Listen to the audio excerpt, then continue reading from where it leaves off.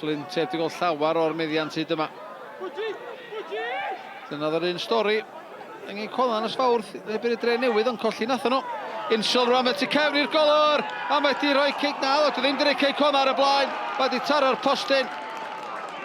Bas wych i lwybr Insel. Oedd di curo'r golwr a nid y postyn. Cic ryddi cic hwnna, Owens. Yn uchel Manny, teg at y postyn, mae taro'r postyn agosa. Oedd y ddiar Danny Harrison bron drwy rwyd i hun. Y postyn chwith y tro yma yn dod i'r adwyr Flint. Cic Cornel, Owens yn fyr i Mullen. Mullen, nôl i Owens. Owens ar ei droed chwith, mae di taro'r postyn unwaith, a mae di taro'r postyn am yr eildrop. Y postyn arall y tro yma. Yn dweud lawr y look, Chris Owens. Ydyn ni bob dim y taws sydd yn daro nesaf, mae'n siwr. Disney, sgwar i Owens. Lawr y chwith ar dde, mae'r lle Owens ar groesiad. Mae'n ei ddat gat Insel, a tro yma, mae'r bel yng nghefn yr hwyd. Mae Owens di bod yn beryglus, naill ochr o'r asgell na'r llall. Mae'r groesiad na'n unberffaith i dalcan Jamie Insel. Mae'r ymwelwyr cic hwnna wedi mynd ar y blaen. Teg at y cwrt chwech, mae'n mynd wild yn penio allan.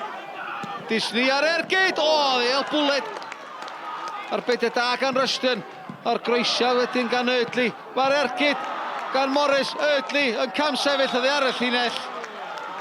A John Rushton, a mae'n heiddi'r cymeradwyaeth mae'n gael gan y dor fawr yma heno. Nid un ond dwy arbediad o safon ycha gan y golwr.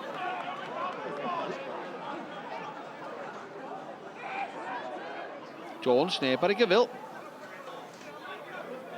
Mynd i Graham Mullen, mae'n y cwrt Cosby.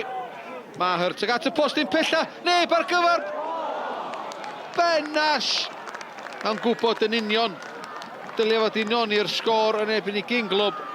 Amddiffyn Cic honna ym Hopman. Dyna ni nôl i Erdley, nôl i Poole. Cyffyrddiad cyntaf dar draws i gorff yn y cwrt Cosby rwan Declan Poole. Dyna ni nôl. A mae'n rhydd i Jamie Mullen. A mae'r bel yng nghefn yr hwyd. 50 eiliad o'r ail hannar sydd wedi chwarae. Cic honna di dyblu mantais. Gwaith gwych gan Declan Poole. Mae'r bel yn disgyn y diwedd yn ffodus i Jamie Mullen.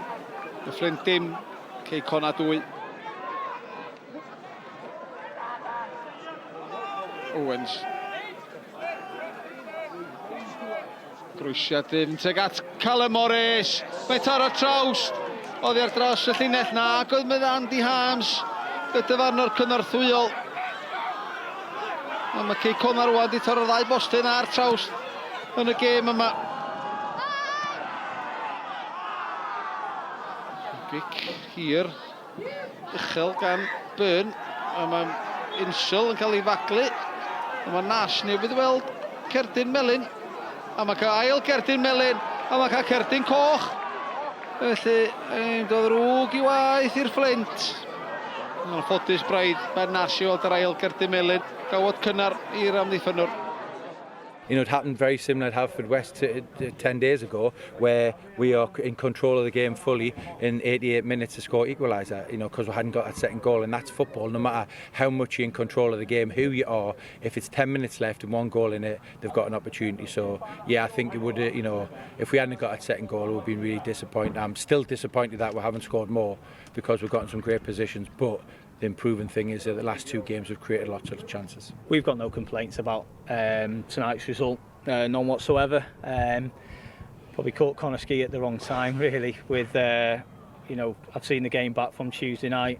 You know, they played very well on Tuesday night against Newtown and didn't take their chances. And you know, tonight we knew we'd have to weather the storm at some points because if they played in the same manner, you know, they would cause us problems at certain spells. I felt more so from our point of view. I think probably it was one game too far in terms of third game in 6 days. We used pretty much the same 11 or 12 players in all 3 games, and both league games leading up to this, we've gone into the 92nd, 93rd minute and getting winners, and the players have gone to the well for us really and been absolutely fantastic. So we've got no complaints. We were probably 50-60% of where we could be and what we're normally like tonight. and Connahski were, probably as good as they've been, all season, and those two things mean that, we probably didn't deserve to win the game today.